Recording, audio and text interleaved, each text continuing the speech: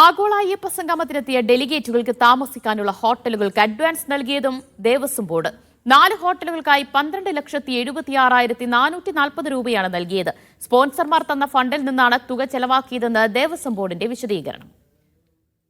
കുമരകത്തെ KTDC gateway resort, Gokulam grand resort, Taj Kumarakom, park resort എന്നീ ഹോട്ടലുകൾക്ക് തുക കൈമാറാൻ ദേവസ്വം കമ്മീഷണർ ഇറക്കിയ ഉത്തരവാണിത്. ഇതിൽ ഗോകുൽ ഗ്രാൻഡ് റിസോർട്ടിന് 8.31 ലക്ഷം രൂപയും താജിന് 3.39 ലക്ഷം രൂപയുമാണ് നൽകിയത്. കഴിഞ്ഞ ദിവസം ഊരാളുങ്കലിന് കീഴിലെ ഇവന്റ് മാനേജ്മെന്റ് കമ്പനിക്കും 3 കോടി രൂപ കൈമാറിയ ഉത്തരവിന്റെ പകർപ്പും പുറത്തുവന്നു.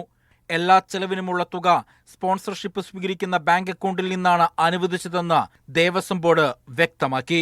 സർപ്ലസ് ഫണ്ടിൽ നിന്നോ ദേവസ്വം ബോർഡിന്റെ ഫണ്ടിൽ നിന്നോ തുകയൊന്നും ചെലവാക്കിയിട്ടില്ല എന്നാണ് പറയുന്നത്. എന്നാൽ എത്ര രൂപ സ്പോൺസർമാർ നൽകിയെന്നോ എത്ര രൂപ മൊത്തം ചെലവായി എന്നുള്ള കണക്ക് ദേവസ്വം ബോർഡ് പുറത്തുവിട്ടിട്ടില്ല. മീഡിയ 1 തിരുവനന്തപുരം.